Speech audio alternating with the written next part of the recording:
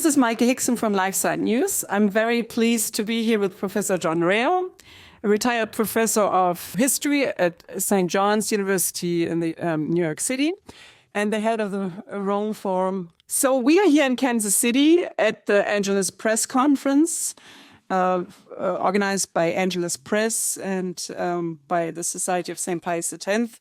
And Professor Rao was one of the speakers, and inspired by your talk, I thought it would be good to have a short interview on the current situation in the church, especially since the election of Pope Leo XIV.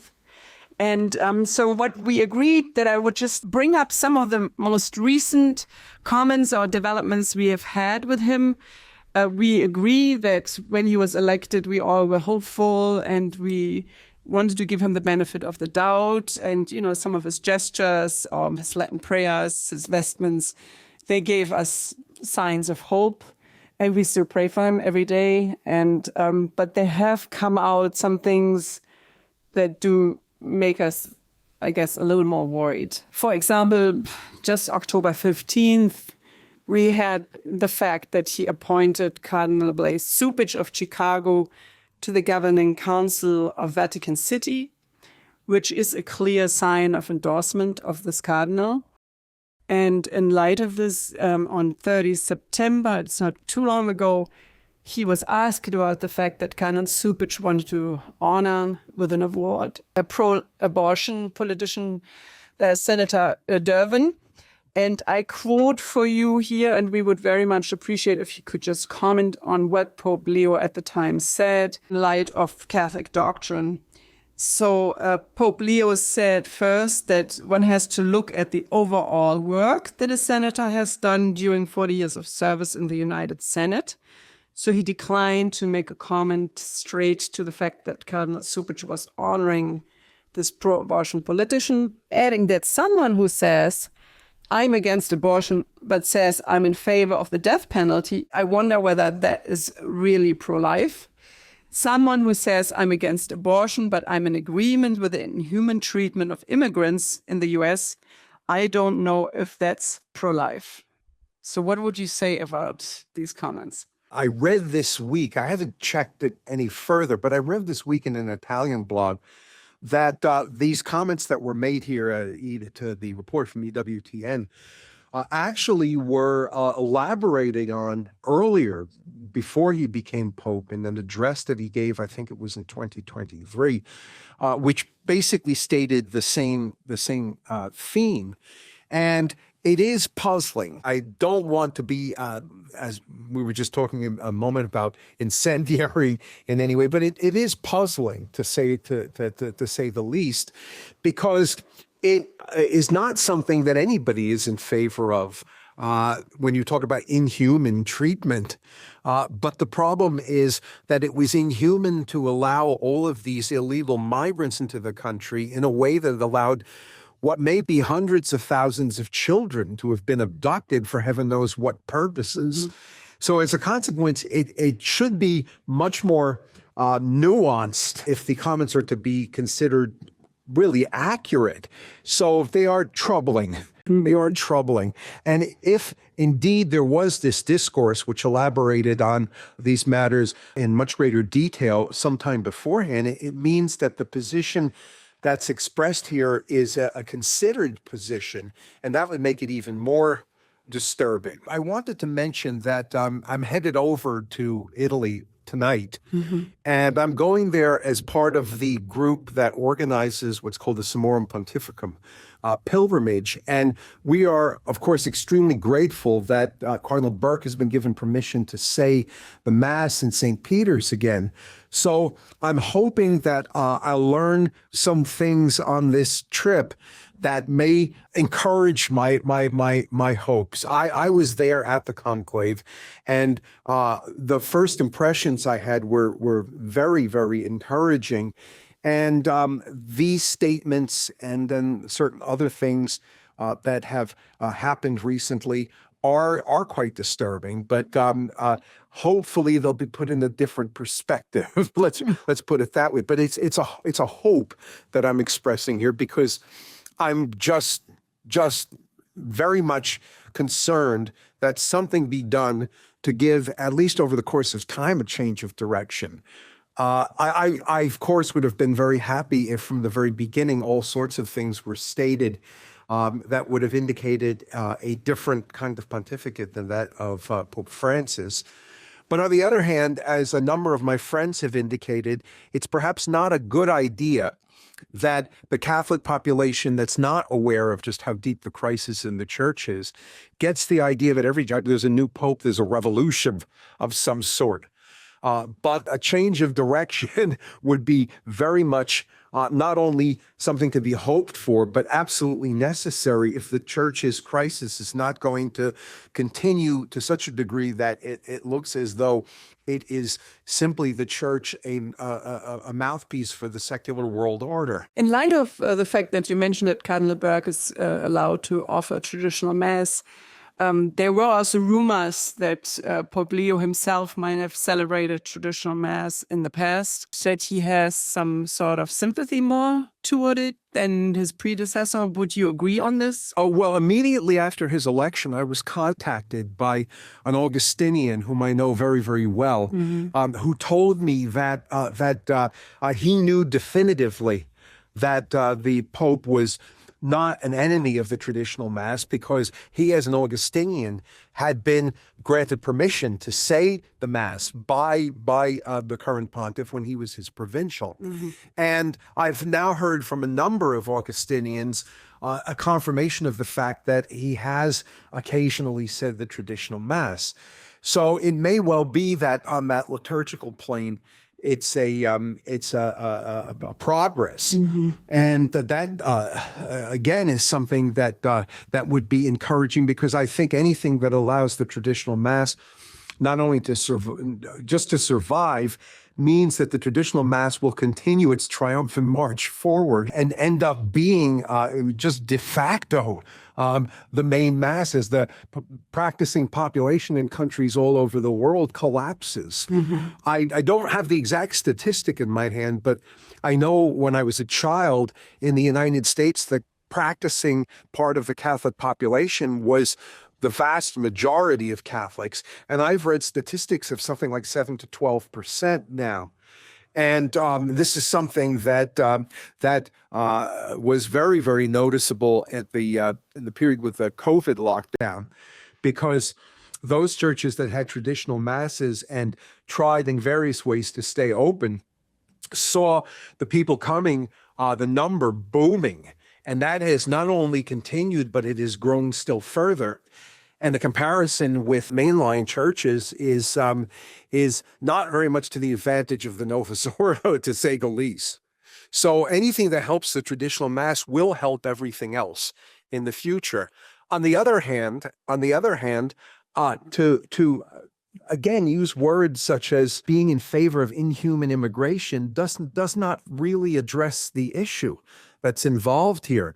What took place in the United States under the Biden years was an organized effort on the part of people who had other motives, and especially it very much looks, considering the policies of the Democratic Party in the United States that continue to be supported by leaders there, it very much looks like a good chunk of that migration was something that was hoped would give a permanent advantage to the Democratic Party to just rule forever.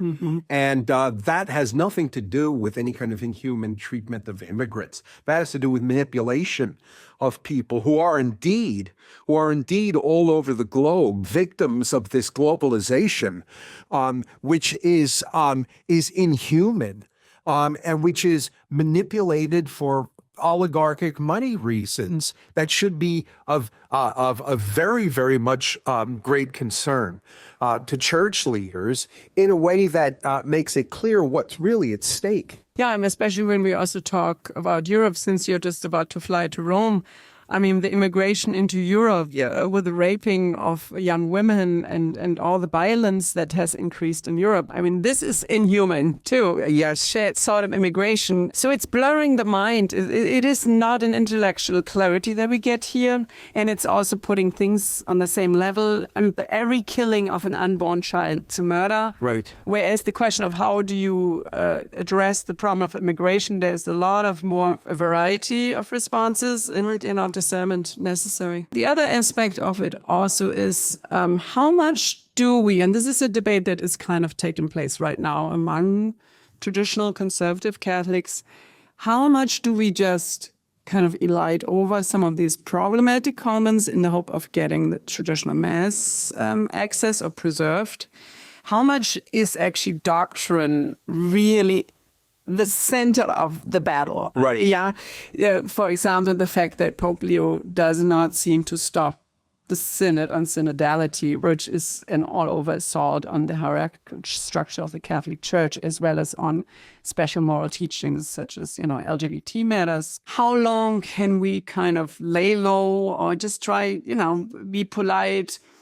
We always be polite, there's no doubt. But how do we keep that tension and that balance? It just now also light of, I can mention it here, that Pope Leo just appointed Archbishop Joseph Grinwindel to be the Archbishop of Vienna in Austria. And he is in favor of female ordination. He is in favor of married priests.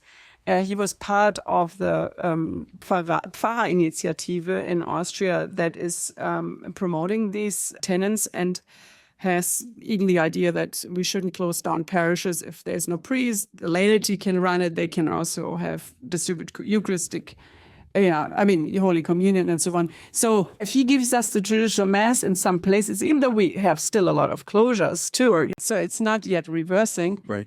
But how do we handle, the fact that he seems to undercut with his appointments the moral doctrine of the Church, of our teacher's teaching? I think about these things in terms of what I myself can do.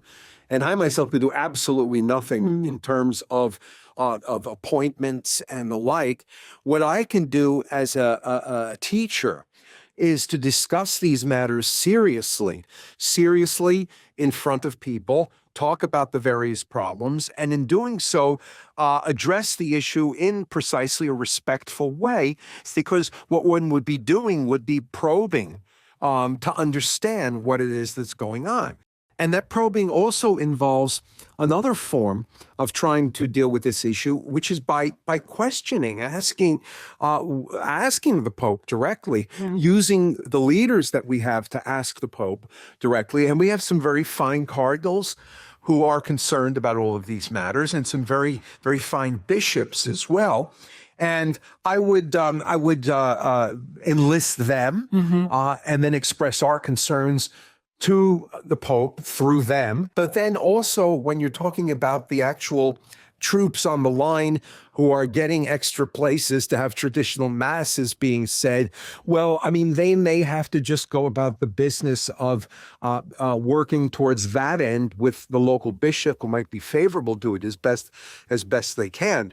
But we're going to have to see what happens. I think what happens in the United States is going to be a real key here, because we have had bishops who have not followed the line from the Traditionis Custodes and are still allowing diocesan priests in diocesan churches to say the traditional Mass. If the pressure on them is intensified, that's going to be a sign that even on that level, things are not working out well. But my current attitude would be to follow up, find out what exactly all of these statements mean. And to go back to what I mentioned earlier in this interview, I was disturbed by the fact that there apparently was a discourse earlier that indicated that these were not just comments that were thrown out without realizing what their import might be. I would be cautiously hopeful, but very concerned at the same time. And then do everything in a Catholic way to seek clarity. If we find out that what is going to happen is that statements that are good are followed by gestures which undercut the statements, then that would be something that follows in the path of Francis. I'm hoping that my trip to Rome now will yield certain information that might give me more hope. But like you, my hope is very much troubled by what seems to be being said and done here. Yeah. But I so desperately want to hope. I so desperately want to hope. The situation on the world, on the secular level, in the world at large, is just so bad. We've seen proof of everything that I was taught and everything that I have studied, which demonstrates without any shadow of a doubt that human reason cannot survive without the faith. And with the faith having been destroyed in most countries in the world, reason has gone down the tubes as well. So much so that liberals who 50 years ago would have talked about the natural law can't even conceive there's such a thing as a natural law any longer. And so that means that there's nothing but a test of wills that determines everything that takes place on the political and the social level. And then the strongest wills, the triumph of the will, determines what it is that's going to happen in countries. And if the church does not get strong again, it will be nothing other than a chaplaincy for the benefit of the triumph of the will. And I cannot believe that anyone could imagine anything more inhuman than that. And in this light, we have in December the 100th anniversary of Our Lady of Fatima's message about the first Saturday devotion that Sister Lucia of Fatima received. And that's, for example, also something that we at Lifesite News trying to promote on this 100th anniversary of this part of the message of Fatima, to encourage all Catholics throughout the world to do the 5 First Saturdays, thereby increasing grace to be given to Pope Leo to do the proper consecration. I just actually heard that on the 13th, he privately or in the Vatican did a consecration of Russia again, together with other things in it. But a priest friend of mine said, well, if he did the consecration again, that means it implies that one from Pope Francis a few years ago wasn't perhaps perfect either. Why do you need to reconsecrate something? The thing is, we all believe it hasn't been properly done, the consecration still.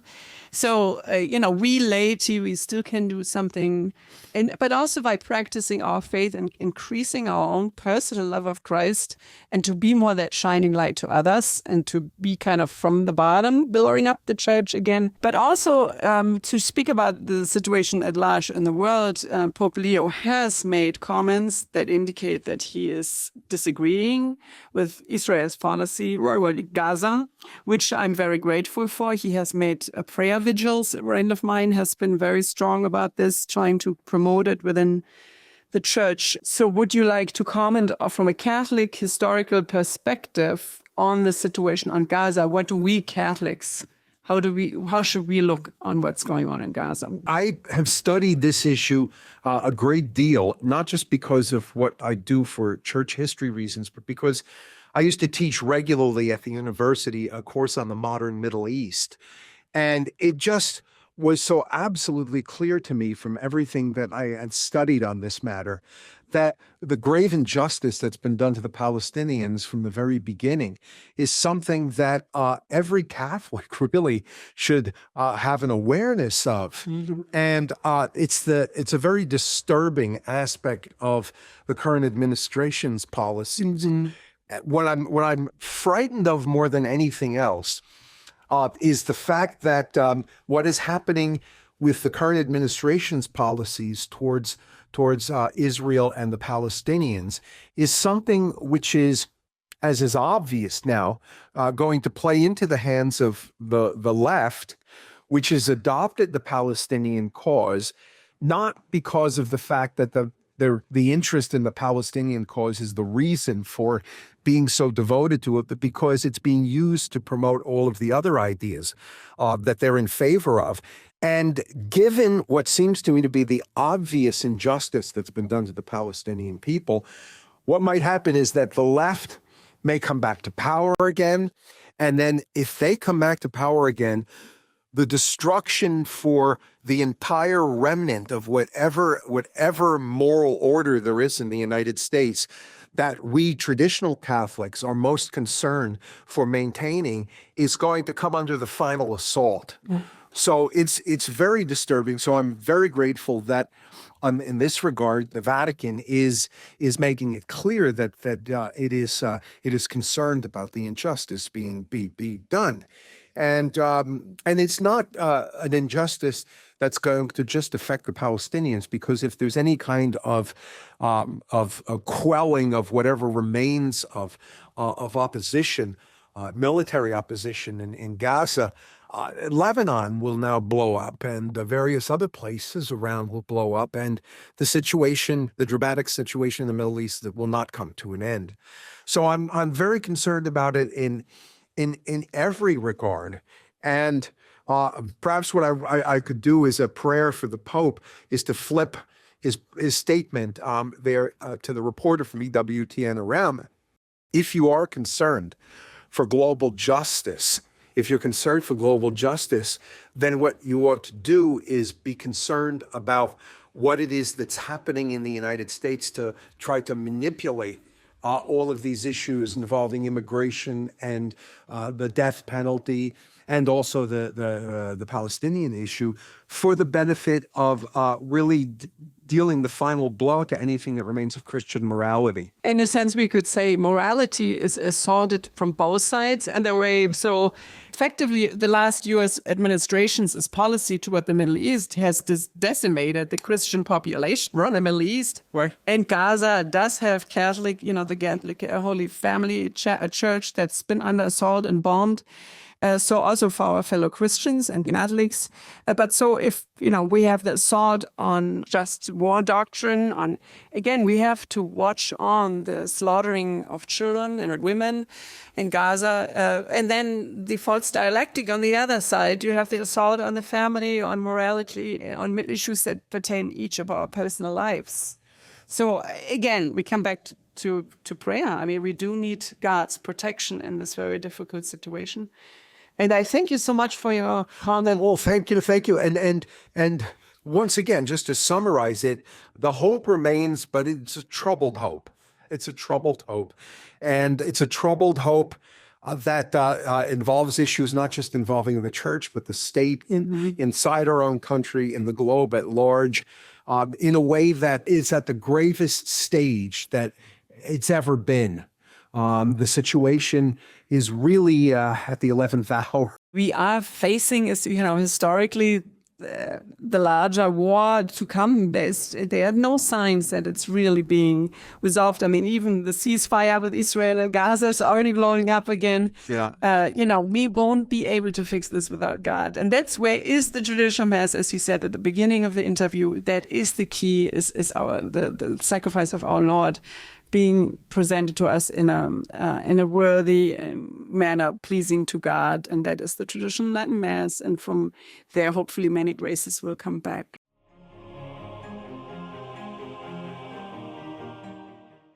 The most repeated phrase in Scripture is "Do not be afraid." We are called to speak the truth, to proclaim the gospel, and to live our lives without fear. For the past 3 years, we've brought this mission to the very heart of the Church.